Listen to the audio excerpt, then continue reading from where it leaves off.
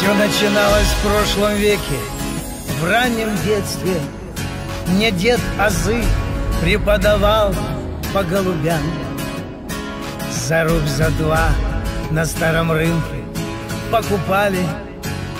Казалось, не было конца счастливым дням.